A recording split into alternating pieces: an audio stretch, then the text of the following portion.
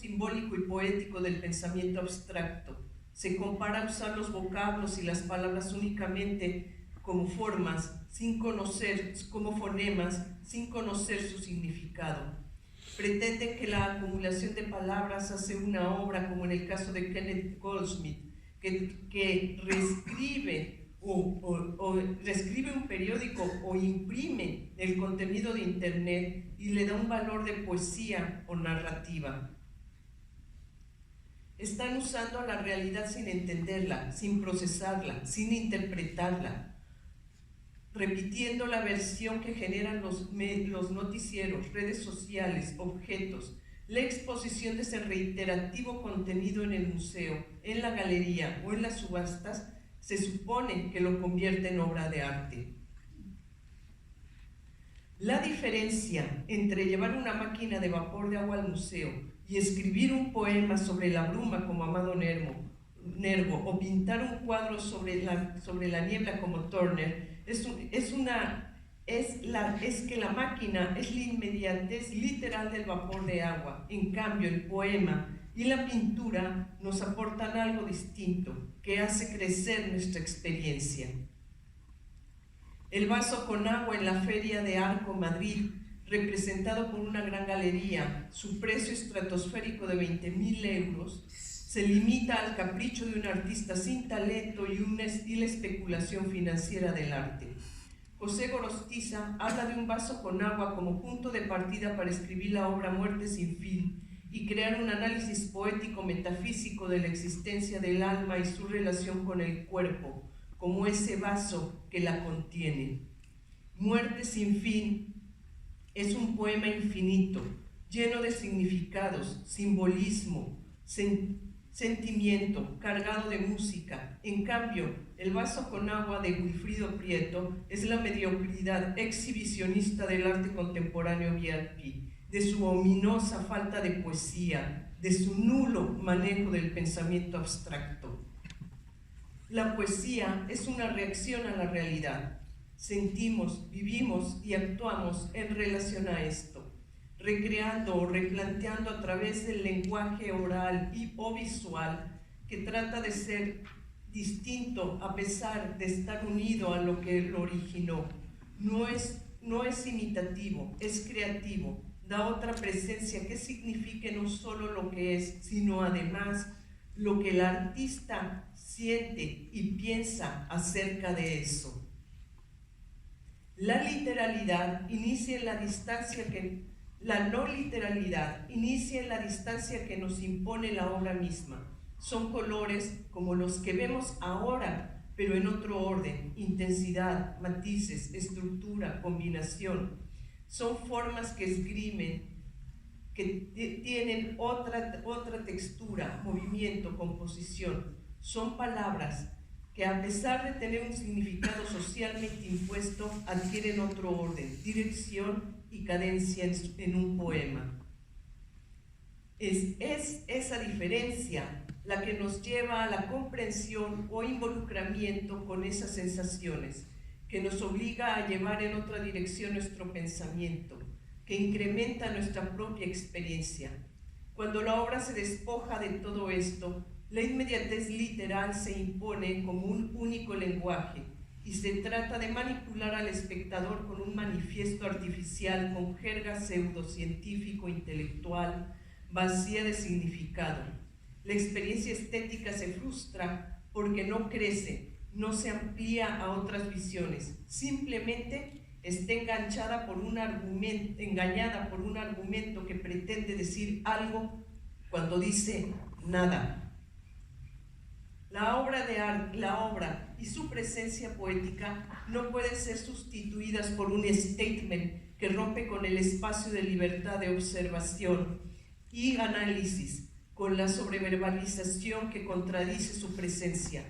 La obra pierde su complejidad, deja de involucrar nuestras sensaciones, trata de imponer un significado insensible, falsamente racional, que está imposibilitado para detonar nuestras propias ideas. La silla de Van Gogh está cargada de sentido poético, expone sentimientos del pintor, para involucrar los nuestros. Nos dice de su intimidad, nos describe la soledad y austeridad de tenerse a sí mismo en ese pequeño espacio de vida que llamamos hogar. La pintura muestra una silla, pero va más lejos. Es un autorretrato que va hasta el alma o la psique del pintor, a una decisión de describir su presente con el color, la pincelada, el impulso. Nos revela la existencia de una persona y su razón de ser a través de la pintura. La silla de Kossuth es la literalidad como obra, un ready-made que termina ahí mismo. Es incapaz de prolongarse a nuestra experiencia y darnos algo más de lo conocido. La silla de Van Gogh es única, no hay otra igual, no existe. Es una pintura, no es una silla, es una autobiografía. La inmediatez literal está sustituyendo a la poesía. El falso sentido que aportan a las cédulas, los textos teóricos, la larga justificación académica y su charlatanería que llaman racional, es contraria a la imaginación, sensaciones y experiencia. Y esa trampa supone que hace al arte más intelectual. La generación de metáforas y de símbolos nos hizo más inteligentes, nos empujó a la construcción de un pensamiento capaz de explicar la realidad y codificarla. Permite que nos identifiquemos y que a su vez identifiquemos aspectos de la realidad y que sumemos otros. Rompiendo con ese lazo de nuestra inteligencia y raciocinio con la realidad, estamos acabando con el proceso que implica no solo entenderla, sino además la capacidad de reinventarla, replantearla y recrearla para continuar la generación de obras y pensamiento y conocimiento. Si el zapato es zapato, como en este ready-made de Tom Moore, sabemos que hay millones iguales, y si vemos los zapatos de Van Gogh o los de Courbet, nos damos cuenta que son excepcionales, irrepetibles y únicos, que la razón de ser de esa pintura es crear el espacio intelectual y emocional que detona verlos para llevarlos a nuestra propia condición humana. La literalidad no le da espacio al pensamiento abstracto. La realidad infinita del arte se constriñe y la capacidad de expresar lo que puede contener un zapato como testimonio de una existencia pierde sentido. Es decir, estar aquí como seres humanos pierde dirección, pierde sentido porque no podemos recrearlo. La cédula puede explicar o justificar qué es, pero para que ese objeto tenga peso y presencia de arte requiere algo más, requiere nuestra experiencia, exige que esa presencia tenga sentido y la única posibilidad que los objetos no sean como los vemos en la vida real. La luz del sol manifestada en una pintura o en un poema es una anomalía, carecen de continuidad en la cotidianeidad y es en esa alteración, en la forma donde se exige la razón que los trajo aquí, es lo que motiva nuestra contemplación. En esa forma está el sentido poético. La forma contiene al significado y esa forma de hacer y decir debe ser capaz. Aquí viene el tabú, debe ser capaz de manifestar belleza. El arte contemporáneo, el VIP, reniega de la belleza y de la inteligencia. El significado invariablemente está fracturado de la forma. La obsesión con la actualidad se remite a lo que en ese momento llame la atención, desde el sensacionalismo hasta los temas que ocupan las safias tertulias en las redes sociales.